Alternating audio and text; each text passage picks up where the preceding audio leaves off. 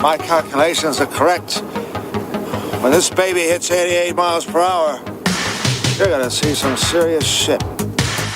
They're here. Do you really think you have a chance against us, Mr. Cowboy? Yippee-ki-yay, motherfucker. It's showtime. Right, welcome everybody to another episode of the VHS Strikes Back. I'm one of your hosts, Chris Phelps, and my co-host and very old friend is Mr. Dave Horrocks.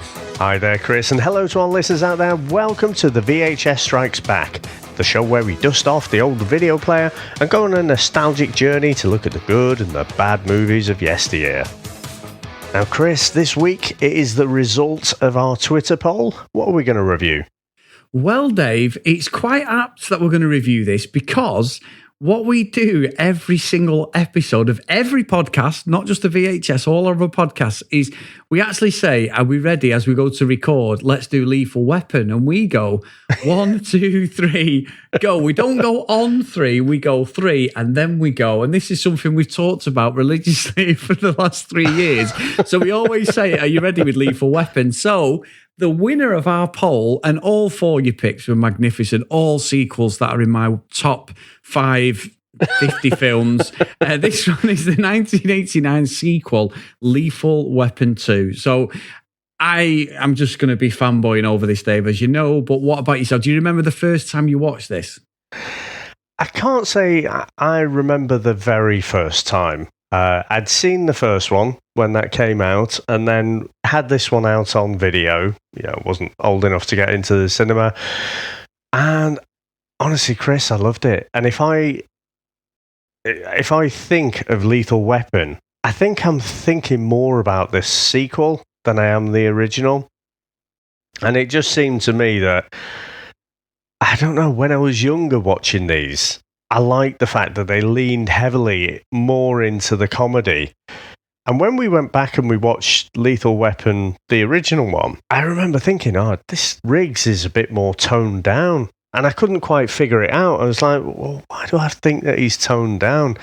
And when I started watching this one, I was thinking, I think I've watched this one many more times than the original. So when I think of his character, I'm thinking more of Lethal Weapon 2 and less about the first one. And so to me, this one felt incredibly comfortable. I've not watched this in over 20 years, Chris, to be honest, but I've remembered a lot of it. And like I say, it just felt like an old, comfortable pair of slippers. How about yourself?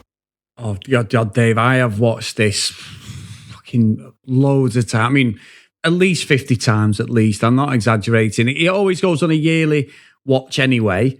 But in our house, I always say about the films that we say throughout our, the Smoking the Bandits, the Cannonball Runs, Beverly Hills Cop, things like that. Lethal Weapon has got the most repeatable sayings within my family. Like if I said to my brother, I'm going to be watching Lethal Weapon 2. The one thing he's going to say, Dave, and I know you know you're the order diplomatic, we'll do that in a bit, is the fucking bit at the end where fucking Murtaugh goes, it's just been revoked. And my brother will ring me and he still does this now. And if a fucking WhatsApp talking to each other and he'll just go, it's just been revoked. And I'm like, you're a fucking, and we do it all the time.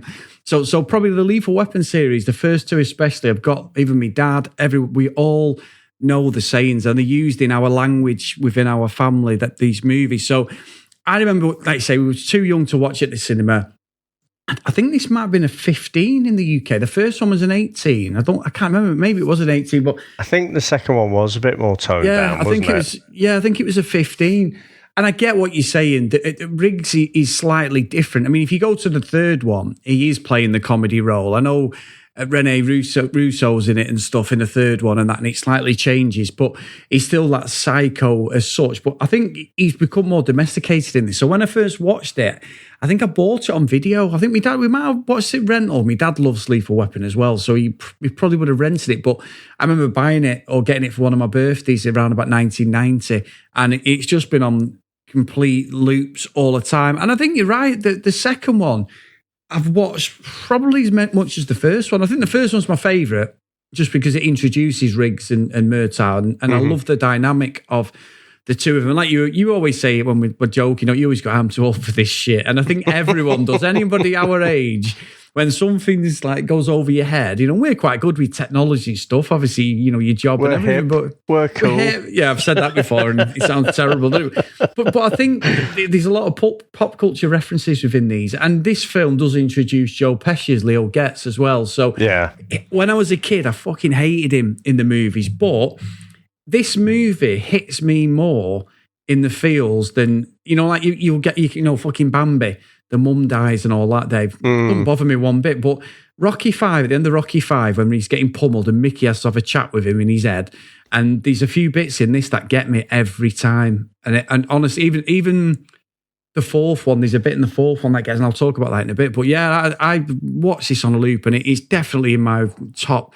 Like, let's be realistic now, Dave. It's probably in my top 50 films, then I'll say, because I've got so many of them. But it's brilliant. It's absolutely brilliant. Awesome. Well, Chris, should we get into our trailer? Let's go. Who is it? Police, open up. How do I know you're the police? After I shoot you through the door, you can examine the bullet. Open up. Mel Gibson. Danny Glover. Come on, let's go, Raj. Oh, no, we shouldn't go. Let's go. Come on, Raj. Don't be a killjoy. Come on, we're back. We're bad. You're black. I'm mad. Come on, man. Hey, listen. If we're going, shouldn't I have a gun? No. Now, get ready for something lethal. I'm surprised you haven't heard about me. I got a bad reputation, and sometimes I just go nuts like now. Because the magic Gun! is back. Watch out the window, Are you all right, man? Yeah, I'm okay. Where were you, man? You're my partner or what? Why didn't you follow me down? Yeah, why don't you follow him down? Shut up! I'm 7 floors up! Lethal Weapon 2. You go first. I'm really too old for this. You go first up, hurry. Eeny, meeny, miny. Good police work, officer. Come on. No. Back to my place. Hey, I'll even cook. You're lucky. I have to live with that. You're not gonna make it. I'm gonna make it. There's not enough room. You were right, Yeah, there wasn't enough room. Lethal Weapon 2. This time, they're not taking any crap. Just get off me, man. I don't want anybody to see us like that. 2 years after the events of the first film, LAPD sergeants Martin Riggs and Roger Murtaugh are pursuing unidentified suspects transporting an illegal shipment of gold Krugerrands. The Afrikaner apartheid government of South Africa subsequently orders the Los Angeles Consul General Iron Robin.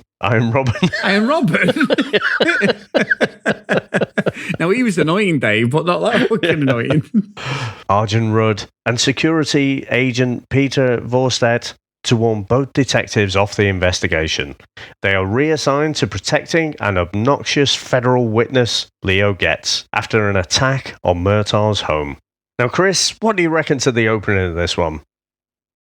Dave, can we just wrap the scores up right now? Because I love it. I mean, for the standards of now, it is a bit ridiculous. I love Mel Gibson. And he always reminds me, I say Mel Gibson reminds me of when he goes Martin Riggs Rage, Wolverine, before we had Wolverine. When he's just ridiculous. I mean, Dave, look, he's joking with Roger. Roger's driving the fucking... the Griswolds fucking station wagon they're in a 735i BMW, which is an absolute beast of a car for its time. And I'm not a massive European car lover, but when I used to watch this, I always wanted that BMW, Dave, that chase at the start. Yeah. And there's no way would have cut him, but it's the fact that like you get the Riggs thing, like when he's chasing Mr. Joshua in the first one, he's stuck in traffic. Well, in this, he's not stuck in traffic, but Riggs is fucking running after the cars and catches it. There's some proper leaps that are just ridiculous, complete nonsense, but just for pure 80s, the music score, everything. And like you said about being comfortable, I can slip into this and Beverly Hills Cop like that. Doesn't matter what I do, I can just put it on and I fall in love with the movies all over again, Dave. And I know we've done Lethal Weapon in the last year, but I'm like thinking, I need to go and watch that now. I'm going to have to watch all 4 of them because I absolutely adore these movies.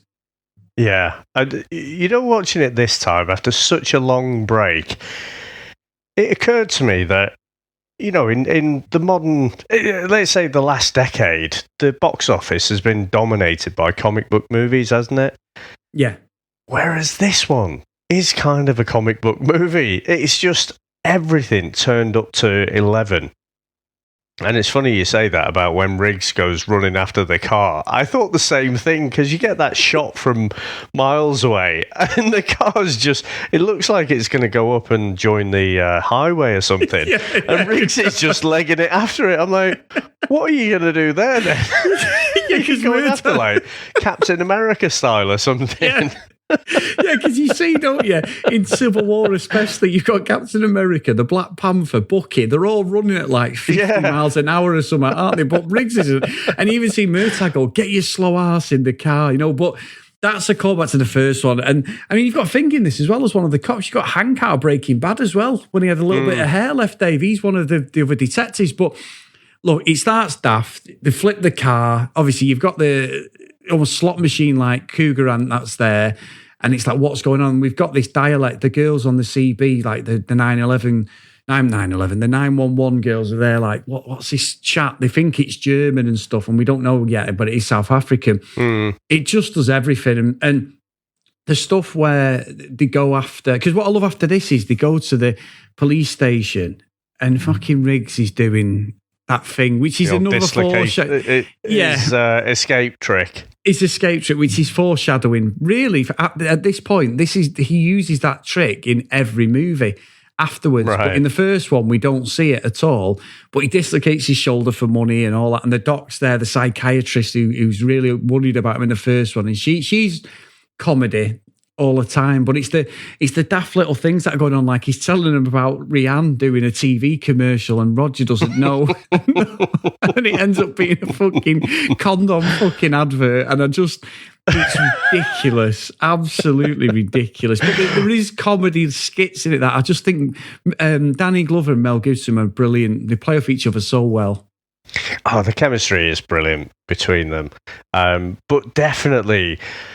Because we watched Lethal Weapon quite recently, and then I've not seen this one for ages, it is quite a shift in tone, I think.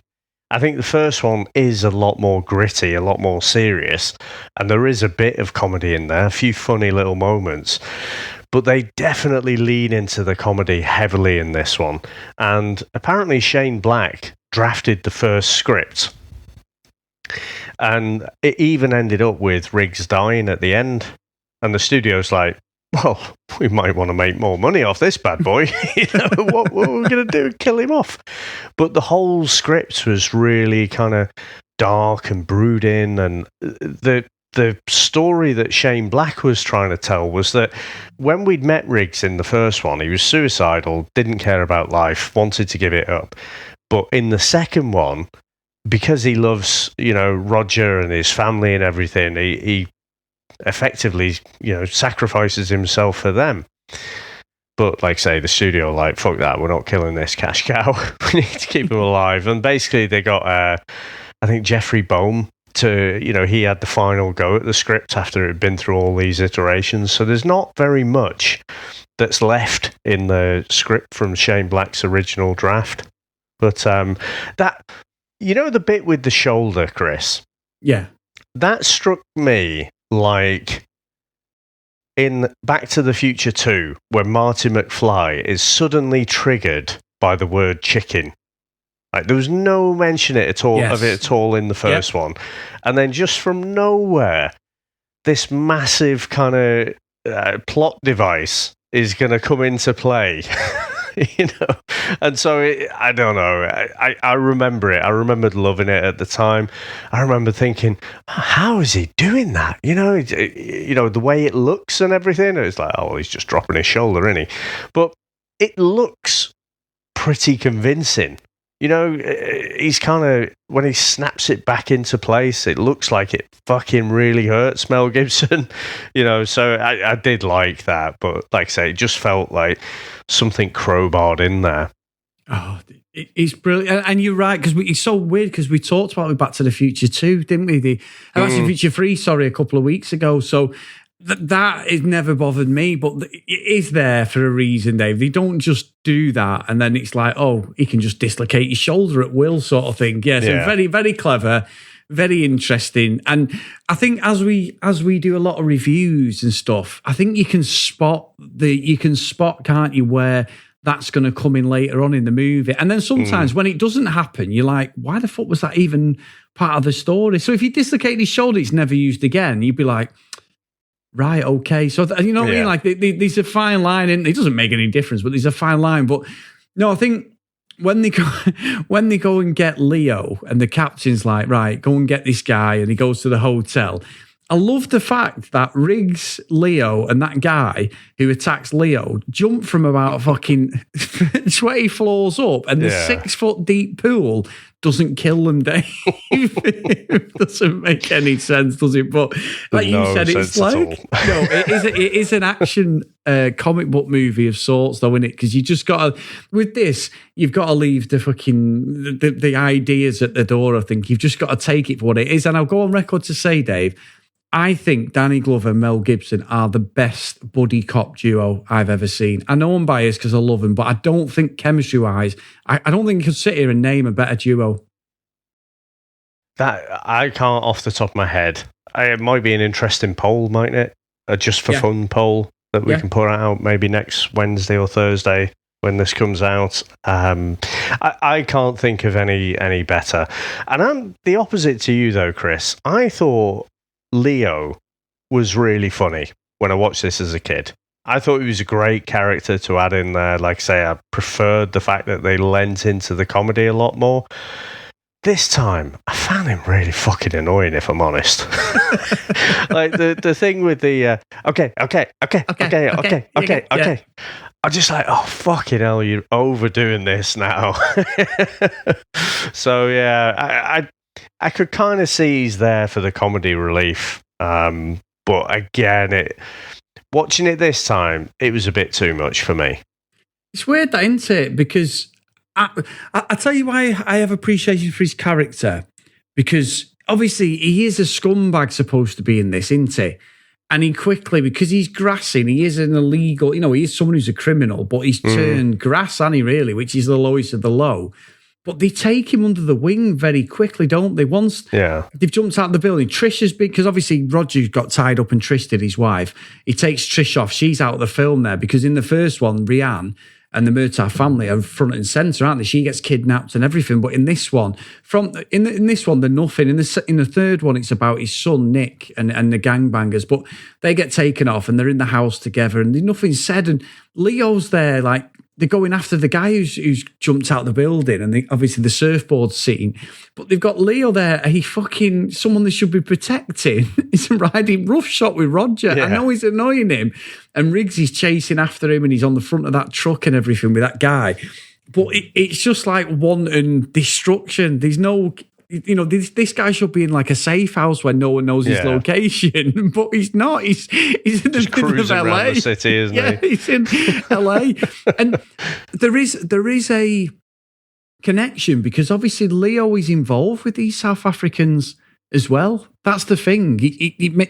This captain makes it out like he's nothing to do with it, but he is something to do with it.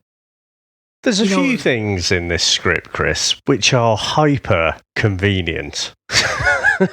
And we'll come on to that a little bit later as well. But I thought he was just, the whole point in getting them to babysit him was to take him out of the, out of the line of fire, if you like, from the South Africans. Yeah. But he was the snitch on them, it seems. Yes, which isn't explained until the end, pretty much, is it? Yeah, so I'm with you on that, and I'd never noticed that until this time. I'd never noticed that. It was something that straight away I was like, well, that's a bit convenient, Yeah, it's convenient, but also stupid by the police. Like I say, if you're trying to get him away, if you're trying to get them two away, because they invade Roger's home, don't they? And you'd think they'd fucking move, to be honest. The amount of times they get home invaded. But I tell you what, Chris, I think when I was watching this as a kid, I didn't really have that much of a concept of what South Africa was and the history of it and everything.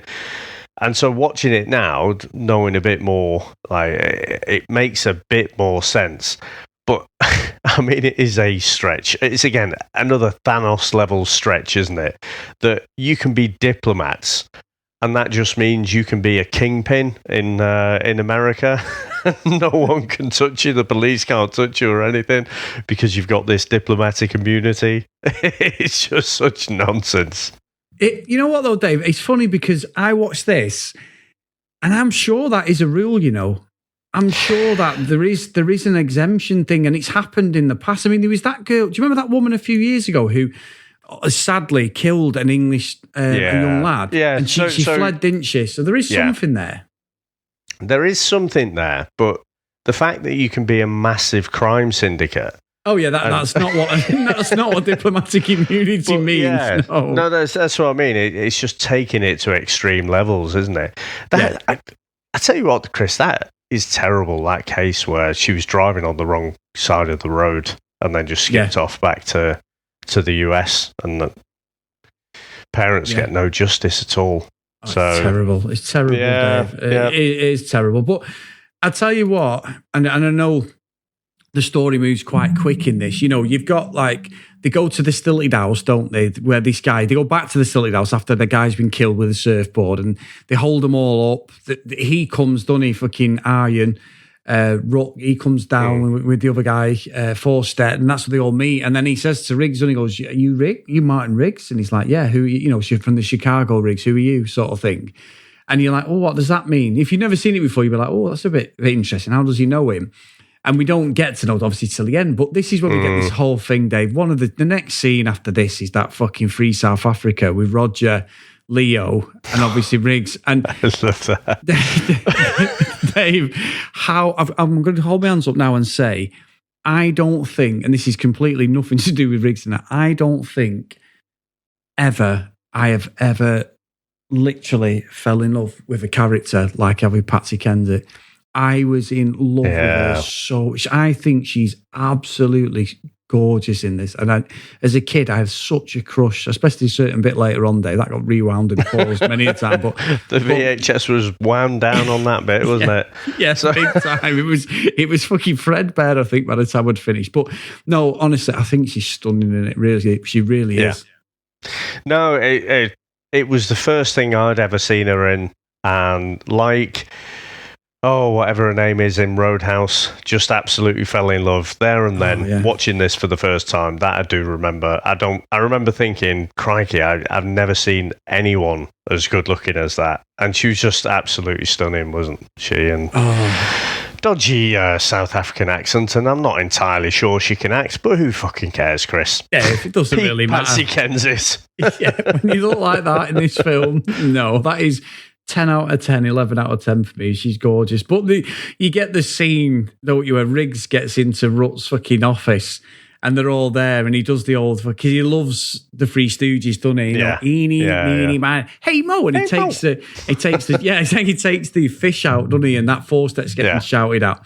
But Forster drops a funny line because just before that, they're going on about getting them, and he's looking on the floor because at the start they've killed the guy who flipped the BMW, and he's like, what are you doing? He goes, I'm just making sure there's no plastic underneath me. So there's a little bit of comedy to it because he doesn't necessarily trust Josh Ackland's character, Arjen Rudd, but it just moves really well. And you know, you're saying about leaps and things that links, one thing that's always bugged me, even from a kid watching this, is the fact that Roger knows what the Alba Vartan is. And he's like, where have I heard that name?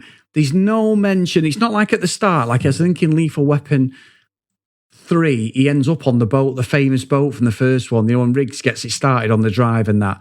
And this is all to do with the fact that he knows what the Alba Vartan is because he's got it on video. And I'm like, how the hell would you remember that? I know he's a cop and everything, but that he keeps saying it. Where have I seen that name? But when you see the video, you can hardly see the name of it, and it's like, no, I know that is a stretch, isn't it? I guess that is a stretch. I guess it's not just from the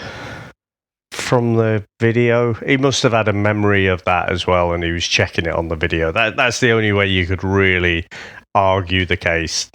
That he just happens to remember. Yeah, and you'd said earlier as well about the shoulder thing. We also get the builder in Roger's house after the invasion, and he's got that fucking screwdriver gun, and straight away you're like, nail gun, that's going to be used. Sorry, nail gun. That's going to be used later, and it is, because basically Rudd's had enough of them all, and he sends out like Forster and the others to go and assassinate all the cops who are on the case. So they go one by one. I mean, Hank takes one, he's gone. The girl, the swimming pool girl, when she jumps on the thing and it kills her. Now, I read as well, there's supposed to have been a scene where she gets completely tortured, but they don't. They just killed her off in the pool and that. Yeah, I think they toned it down, didn't they? But it was. I think that was from the original Shane Black script. It was all supposed to be a lot darker, and they just took that out, lightened it up, and added a bit more comedy in there. But definitely, Chris, this is potentially going to sound wrong, but every time I see that cop get killed, the one who's upside down doing his exercises, I think it's Roger. Yeah. It's like, you can't fucking kill Roger. Yeah. He's the one in the first movie where he says to Roger, "Oh, shave the beard then, Sarge." You know, when he's got the tash and that in the first. So he's in the first movie. He's the only one out of them cops who's actually in it. In the first one. Right. So he has a small part. But yeah, he does kill him upside down. And the guy's, you know, he comes in, doesn't he, with the old cloak. He always reminds me of like Liam Neeson in Darkman when he comes in with the cloak on and shoots him. But obviously, Roger gets away. And then you've also got, but they take Leo. And then you've got Riggs. And he goes to him. And that's, like I say, that scene with Patsy Kensit, it's amazing. But the dog's the best, Dave. He's like fucking Lassie. He speaks to Riggs. Instead of just being an annoying dog barking, like my dog's barking, I'm like, oh, for fuck's sake, there's a squirrel in the garden, or there's a cat. You know, and you know a dog's barking. So you've got a dog. You know when your dog, it senses someone there, but fucking Sam, the dog, he's just like a fucking extension of Riggs. So Riggs knows straight away. But that scene is excellent when he's going against him. Proper, where he turns psycho, and obviously he's protecting Patsy Kensit and stuff with his vehicle. Yeah, I mean, in fact, let's park that. Let's come back to that scene in a second, because we skipped over the whole condom advert thing. I mean, the payoff was quite funny, I thought, because Roger's all happy, he's excited about his daughter, like she's going to be on this advert. And I was thinking, because I'd kind of remembered it was a condom advert, and I was thinking, oh, I bet she's just like, she doesn't say anything, you know, because she doesn't know. Surely, Chris, if she knew she was in a condom advert, she'd let a family know before they get all around the TV and stuff, wouldn't they? You know, it's the fact. But she does say something. It's like, we use them or something like that. And it's like, oh, for fuck's sake. But it was funny because no one knew what to do. And the little condom tree that the cops put up on his desk, I thought was brilliant. I had forgotten about that bit. Yeah, it was funny, to be fair. But you're right. There's different things you would never say to your parents. Oh, by the way, I'm in a Johnny's advert. You'd probably never tell them, Dave. You'd be like, I don't want anyone knowing. And certainly, I'm on Naked Attraction. Well, yeah, that's going to haunt me forever. I haven't been on Naked Attraction, if anyone's listening. I got offered to go on it, by the way, just because I'm thinking everyone listens to the reality show. But no, I have not been on that. And Dave thinks it's fucking hilarious that I love offered. I wanted to go on The Circle and offer Naked Attraction, but yeah, I don't know how that even correlates together.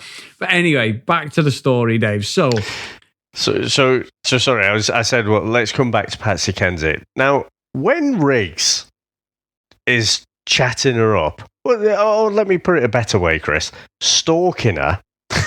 Yeah. He basically says he's followed her there. And then he like throws her shopping everywhere like a complete dick, and then drags her out by the arm. And then he's like, takes her back to his caravan. Surely Patsy Kensit, her red flags should be going off at this point. But it's one of these super fast romances, isn't it? Because it is a great scene, the way it looks and everything with the helicopters, and they're shooting the crap out of his caravan, and they manage to get away, but then, you know, they follow him back and everything. And then, Chris, we'll come back to the speech in a sec, but obviously when they throw Riggs off and you get to see that moment, he sees that Rika, Patsy Kensit's character, they've drowned her before, they've chucked him off as well. And I'm thinking, you literally had the first conversation with her pretty much this afternoon of today. And he's behaving like it's his wife. Yes. Now, I'm so glad you brought that up, because as a kid, I really bought into this relationship, but it literally is basically a fucking afternoon booty call. And she's happy because she doesn't like her boss and he doesn't like her boss, and she knows that, she's going to be sat there smiling thinking, well, I've been nailed by the copper who is trying to bring you down. She knows the dodgy. Obviously, she's working in the finance side of the business by the looks of it. She's admin and all that. And you're right. I think the only thing to justify it is the fact that Forster actually tells him about his wife, doesn't he? Before he finds out that she's dead, Patsy Kensit. He says, we thought it was you, and I pulled her hair back, and obviously it wasn't. It was your wife, and he's going mad. And when he's in the water, Patsy Kensit's there dead. But you're right. It's literally in the space of, say, 5 hours, but the way he talks to Roger about it afterwards, it's only this time watching it, Dave, I was like, that's a bit strange. I mean, obviously his wife, fair, and I'm not saying he wouldn't be upset that this girl's just been killed in front of him, even if he is a fucking hardened Vietnam and fucking cop, veteran and cop and all that, but he does act like she's his wife, and that is really odd. That I must admit, that whole dialogue is very strange. Honestly, for the first time watching, maybe because we were reviewing it, I was like, that's a bit of a fucking overreaction. But, you literally, like you say, had an afternoon shag, and then it's the way he's walking around with her body. Yeah. What about, Chris, the fact that he dislocates his shoulder to do his old escape artist thing, but when he takes out the two men, it's apparently still dislocated? There is fucking no way you're taking those fuckers out. And he basically had to climb back up the bridge to get there. Why not just pop it back in at the bottom? Yeah, and you know what? I'm fucking shitting on this now. I'm not happy. But I was laughing at that bit because he kills them both, I think he twists one of the neck of that. And then all of a sudden, I watched a video of a kid the other day, right? I think it was on TikTok. Someone put it on Twitter, and he was a kid crying and then looking to see if someone's watching. And then crying again, like fake crying, because it was like he'd done this scene and then he went, oh shit, he's supposed to have a fucking dislocated shoulder, because then he drops his shoulders to hit it on the car door or whatever it was. Yeah. I was the same. I was like, he's just fucking nailed them two guys. His shoulders were in perfect alignment, and then all of a sudden, after he killed, maybe it's the adrenaline, I don't know, he's supposed to be like the adrenaline kicks in, but it is weird because then he just drops his shoulder and you're like, that is just fucking bizarre. And I can't believe I'm agreeing with you on this, Dave, because I fucking love these movies. But yeah, because they've killed off Patsy Kensit. No, I don't know. Is it because they killed off Patsy Kensit, or is it later? Is it this bit? No, they killed her because when he throws him in the water, he's told him that he killed his wife. Yeah, that's right. And then he discovers her as he's late. I mean, why didn't you just put a bullet in his head and they had to put him in the fucking straitjacket that you used earlier on? I don't know, Dave. I know. Yeah. Now then, Mr. Bond, we're going to put you in the straitjacket. I'm sure you won't escape.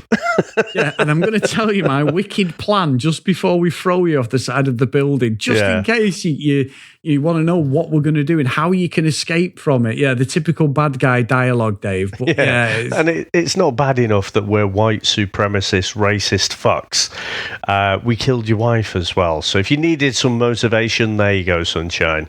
yeah, here we go. And that's when he rings Roger, doesn't he? He's like, they killed her, Raj. And he's going, I'm not a cop tonight. And then you see Rog do the old put the badge in the fucking drawer, Dave. I don't think that necessarily means you need resignation. He's the fucking crap wingman, isn't he? He's like, no, you can't do it, you're a cop.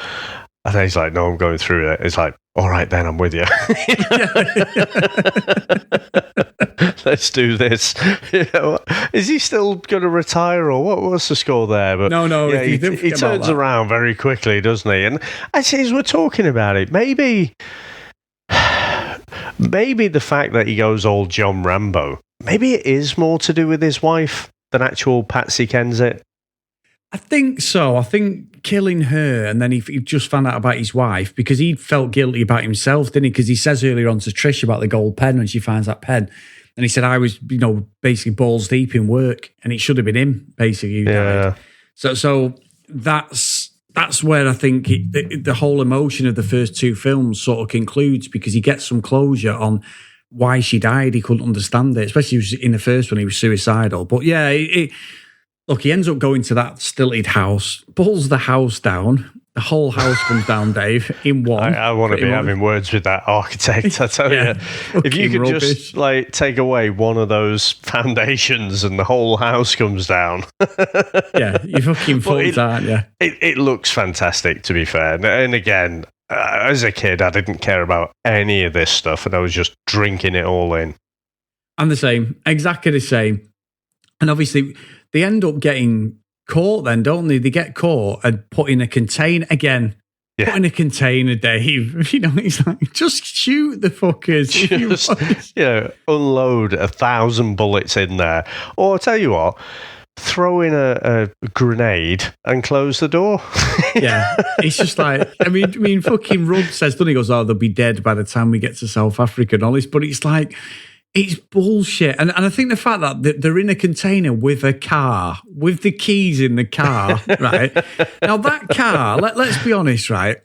There is forces of nature here, because that car has got no run-up to get any speed up, Dave. No, it's first gear. It's a container. We have them at work. There's probably nowhere to... Plus, don't forget, there's hundreds of billions of pounds worth of fucking dollars in there, which... Let's ask the question, Dave. We'd fucking take some of them. I'd definitely backhand some in my pocket. I don't give a fuck. I'd be like, when he says he puts my kids through college, I'm like, well, fuck that. I'm having a penthouse in fucking Miami or something. I am taking some of that money. I think they're supposed to be kind of uncorruptible, pretty much. They're like the untouchables, aren't they? But you can see, it's a nice moment. You can see he's kind of thinking, well, fucking hell, if I could put all three of my kids through college, it's very, very tempting. It is, to be fair. And also, just a quick one as well, Dave, for our great friend Glyn Davis, but the co-writer with Shane Black, Dave, Warren Murphy, you know what else he wrote? Remo Williams. Oh, yeah, I saw that, yeah. Maybe... Thank God he improved, maybe Dave. He had the input for something, I don't know, but... Sorry, Glyn, I couldn't get that dig in there, mate. Apologise. But no, there's no run-up, but the car shoots out of the container like it's doing about 100 miles an hour, Dave, doesn't it? And all the money's coming out, and obviously Riggs and Roger come down. Now, Roger, Riggs, I can understand. He's ex-fucking Marine. He knows how to zip wire down, Dave, and that. Roger's a cop. Roger's never done this sort of thing. I don't go. I will say that he was in Vietnam, actually, so maybe I'm wrong. He did serve in Vietnam like Riggs did, so possibly. Yeah, but he suddenly turns into John fucking Matrix, doesn't he? Yeah, he does. He's like, he's the bumbling fucking cop, isn't he? Like he in both the films, even at the end of the first one, all of a sudden he turns into an assassin. Now, Riggs, you buy, all ends up, he can take out fucking 10 guys at once and stuff, and you get all that, the hand-to-hand combat, the shooting, everything. He's an absolute crack shot. He says in the first one he shot that guy at Laos from 1,000 yards and all that. But Roger then turns into it. But this film gets me every single time, Dave. So at the end, they're all fighting away, and then Riggs has a fight, done it with Forstet, and this Forstet's doing the weirdest fucking Thai boxing we've ever seen. He's got fucking John fucking Wayne's what's his name, boots on, and he's dancing around like a fucking gazelle, doing all these roundhouse kicks and everything. And you've got this weird music going with the guitar and everything. Every time he's got like his own little theme tune, and then he gets the knife, doesn't he? Clapton, isn't it? A lot of the music in this. Yeah, and honorary mention in the third one. I love the one with Clapton and Sting. It's Probably Me. I love that tune, Dave. Yeah. It's so good. It's brilliant when he does it live, actually, Sting. It's so good. But yeah, that whole fight scene, but it's when fucking Rudd takes out. Now, there's comedy moments to this, definitely, so we've got to talk about that. And I want your impression, but when Rudd shoots Riggs after he's took out Forsted and dropped the crate on him. Now, Dave, come on. Let's hear it. I want your best fucking Ruddy impression, because Max Burns said he's got one up his sleeve as well. I meant to WhatsApp him and say he should send it through. We'll put it on, but diplomatic immunity. Right, I've got mine. Here we go. This is something we did for years. Diplomatic immunity. And then you've got to do Roger. Roger goes, it's just been revoked. He fucking shoots him back, Dave. It's just fucking ridiculous. But after that comedy, fucking or unintentional comedy, the music with Riggs where you think he's dead. Oh, Dave. When I was the first watch this, honestly, I was in fucking tears watching this. I was like, he's one of my all-time like movie heroes, even at such a young age in the first film and everything. I just loved the Riggs character. I was devastated. I honestly thought he was dead. And then when he fucking realised he's winded him up, which I don't know how, because he takes about 5 bullets, but he's like... I know, yeah. It's just, I'll just jog this one off in a bit. And he's laughing, going, oh, don't make me laugh. And I'm like, but you've been shot in the stomach. He's not like... in the first one, he's got a bulletproof vest. And when Joshua hits him with the shotgun, he's got the bulletproof vest on. So I get that. But again, they always shoot to the body, don't they, Dave? But... yeah, I don't know about you, but every time I've watched it, even now, it still gives me that lump in the throat because he's like, oh, he's fucking gone here. But no, you know, it's stupid. I know as a grown man, but as a kid, I bought into it, hook, line and sinker on that. Yeah, and especially watching it the first time, you know, or the first times before Lethal Weapon 3 comes out, you don't know if there's going to be another one. If you saw that now, you would probably cynically say... you know, well, he's going to survive, isn't he? Because we probably already know that there's going to be a third one, or you know, that he's signed up to a 5-picture deal or something like that. So I do feel like it was emotional. I thought they could have ramped it up a bit more, you know. I thought they could have panned away, you know, and Murtaugh's like, Riggs.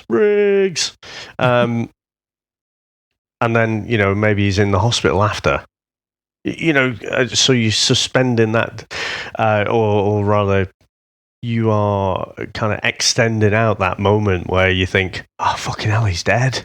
You know, but the fact that he's sort of cracking the jokes and stuff, and the music changes as well, so it's like, oh, he's going to be all right. He's going to pull through this. You know, he's riddled with bullets, but he'll be fine. Couple of weeks rest. And he'll be back on the force. Yeah. So, yeah, and watching it now, well, I know there's another couple after this, so of course he's not dead. So watching it this time, that didn't really get me that much, to be honest. I liked the kind of back and forth, and, you know, he's saying that he loves him and whatever. He's saying something like, give me a smooch before the cops come, or something like that. Yeah. So, yeah, no, but I can see why, you know, people would be a bit upset when you know he's not, or you don't know he's going to survive. Yeah, he's up sort of thing. But the thing is as well, like I was saying about like Joe Pesci's character, in the fourth one, Dave, there's a scene at the end, the very end, and that gets me. I don't know what, you know, I think what it is with me, if I'm all in on the characters of a movie, when something happens that's a bit emotional, I buy into it completely. Like I say, Dave, Rocky 5 is, I keep saying it over and over, but it's nonsense, the end fight with Tommy Morrison. But the bit when he gets chinned and he's on the floor and he's like, he'd had this chat with Mickey earlier on and they recycle it. And then Mickey's like, get up, you son. And I've said it loads of times on this show, every time, Dave, if I really want a fucking shed a tear, I'll go on YouTube and watch that scene, you know, something stupid, something that should get you, that's really emotional, doesn't get me. But daft things in films, I just buy in and relate to them characters. So Riggs and that were just like one of my heroes as a kid, like Axel Foley was as well in Beverly Hills Cop, just like the really characters that I could just relate to and watch over and over again. Yeah. Not me, though. All right, forget it, Dave. Yeah, I just, like I say, I do have really a lot of love for this duo, and like I say, I can't think of a better double act than this one. Yeah, you know, in terms of a buddy cop drama, but I'm not quite at the same levels as you with this one. No, these are just my films, Dave. Like I say, these were the first 18 or 15 movies I was allowed to watch. They just stuck with the whole family through thick and thin. So, yeah, look, it is what it is. It's good. I'm not at any point we do the third one, but I'm glad we've done this, and I'm glad everyone picked it as well, Dave. So, yeah, really good.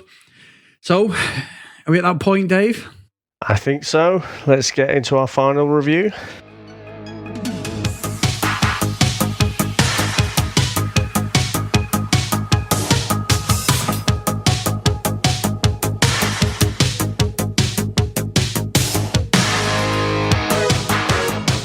So go on, Dave, let's hear it. I'm really intrigued now because you've dropped in a few little lines about this one.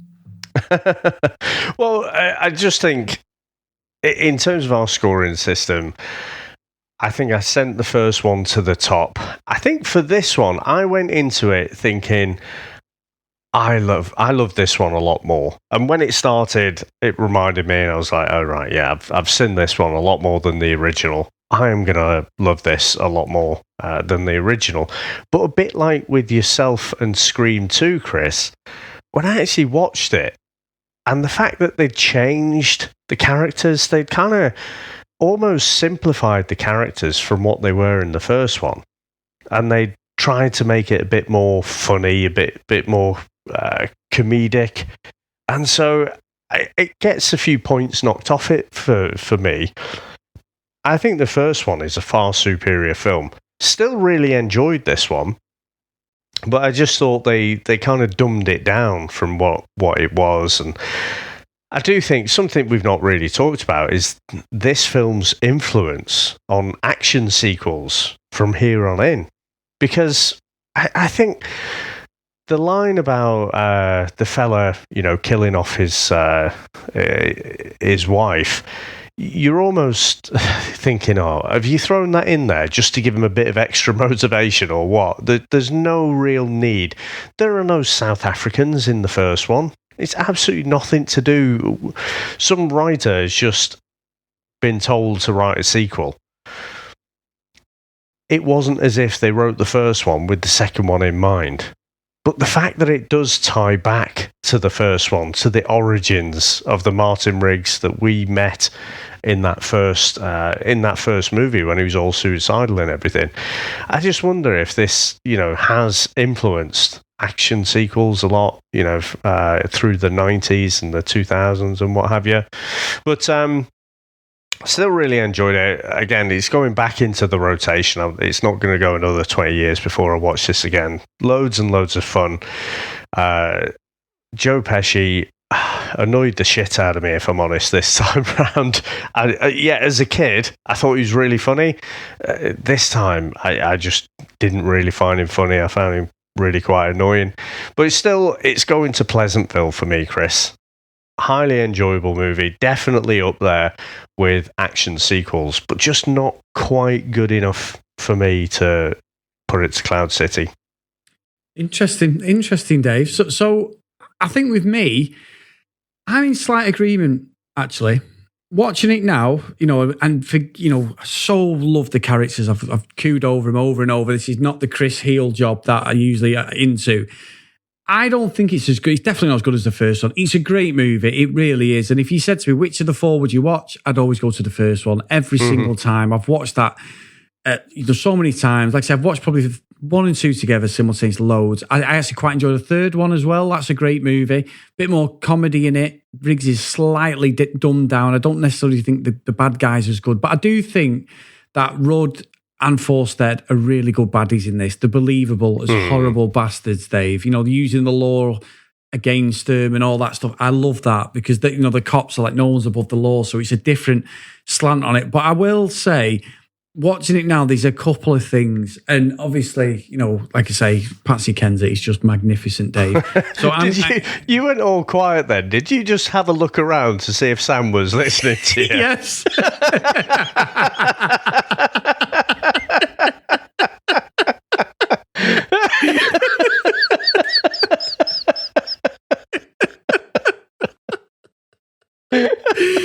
Me so fucking well. Just leave, Dave. Don't worry. You know me so fucking well. I Now that is, and we're not filming this. We are not on camera, are we? It's just me and you talking on this one. That is fucking brilliant. Absolutely amazing. It's a good job she doesn't listen to this one anymore. No, she doesn't, thank God. Dave, that is fucking brilliant. I am in agreement with 10. you. It's absolutely peak Patsy Kensit, isn't it? You know, she's absolutely gorgeous in this. She's not the only one with a bit of a dodgy South African accent, but absolutely lovely. Cheers, stunning. So I'm going to send it, Dave, to Pleasantville. It's not top of the tree. It's very close, but it's just not as good as the first one. So absolutely storming movie, which I absolutely adore and love. But I do think the first one is far superior. So no, great choice. And thank you everyone for picking this. I really, really enjoyed it. I am a little bit in shock. I thought you were still going to send it to Cloud City. But to be fair, going into this, you said the first one was your favourite. Whereas it was probably me. I was thinking the second one was probably more my favourite. But no, very good, Chris. Very good. Now, what are we going to review next week? Well, this is where my scoring system of how I score these films, bear in mind where I've just sent Lethal Weapon 2 to, is going to go out the window, Dave, because I have got a movie. And you know what I'm going to do, Dave? I think I'm going to share my screen with you. So can you... I don't want you just looking just yet. Can you just close your eyes, Dave? Go on. I can't see. Right, I don't want you looking at my screen just yet. Okay. So let me just make this full screen. Now, can you hear that? Can I hear what? You can't hear anything. No. Just close your eyes. Don't look again. I'm still not looking. You got to tick the box, share sound. I realise that, Dave. So let me just stop sharing the screen because that is... Are we going straight into the trailer? Is that what's happening? We are. Okay. Hang on, screen I usually have the sound on and there is no sound on, Dave. Just 1 second there. Just hold on, caller. Audio, 1 second. Now, Dave, where is this bit? Is it in advance? No, it's not. Bottom left. So when you click share, yes, bottom left, there's usually a thing that says share sound, little tick box. Is this on the share screen thing? I'm going to say. Oh, yeah. Hang on. No, it's not there, Chris. What are you looking at? Oh, Dave, this is going to ruin the viewing. Hang on. So I've got share. Right, so I'm sharing the screen. Advanced sharing options. There's nothing. Stop sharing. Yeah, I'm not sharing now. We're not sharing. All right, okay. So go to the bottom, click share screen or whatever, and then it brings you up with all the different screens. So do you share your desktop? Right, I've got it. Yeah. Right, yeah. Yep. Sorry, I apologise, everyone. I am a little bit rusty at doing this. So close your eyes, Dave. Close your eyes, okay?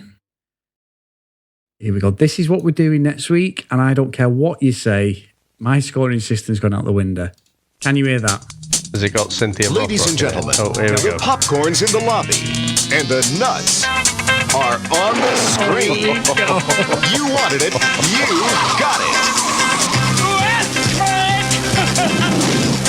Cannonball Run 2. And this time, there's no limit.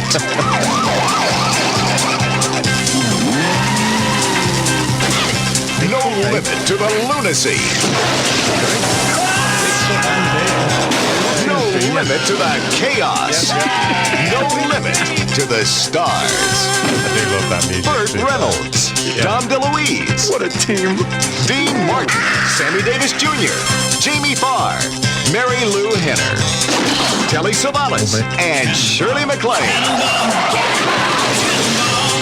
Susan Anton, Catherine Bach, Buster Brooks, Sid Caesar, Jackie Chan, Tim Conway, Tony Danza, Jack Elam, Richard Keel, Con Knotts, Ricardo Montalban, Jim Neighbors, Charles Nelson Riley, $9 million. Joe Theismann, Mel Tillis, Weird. Abe Vigoda, Frank Sinatra. At last comes the motion picture from the greatest book of traffic citations ever written. Cannonball Run 2. You are gonna hate it. Oh, well, it's one of those. I think this one might be one of those again where I think I might have seen the second one more than the first one. yeah. And the second one's quite elusive to get hold of. I think it is available on YouTube now, the second one. But it was weird because as a kid, I loved the second one more than the first. But as I've got older, I prefer the first one. So Right. Look, let's not beat around the bush, Dave. This is going to the top. I don't care what you say about this. This is one of them biased movies of mine that I love these. I probably watched these more than I watched Lethal Weapon, the Cannonball Run too. And the reason I haven't watched this one since the 80s, I don't think. So. Oh no, that's not going to go well. It's not going to go See well. how it stands up. Let's see if old Burt Reynolds kidnaps someone again and he does just actually runs off with them. Does he? Yeah, he does. He does. Don't be slagging off JJ McClure, Dave. That is a disgrace. So anyway, on that bombshell, let's thank all our patrons as always. So if you want to support us, guys, patreon.com/the VHS Strikes Back.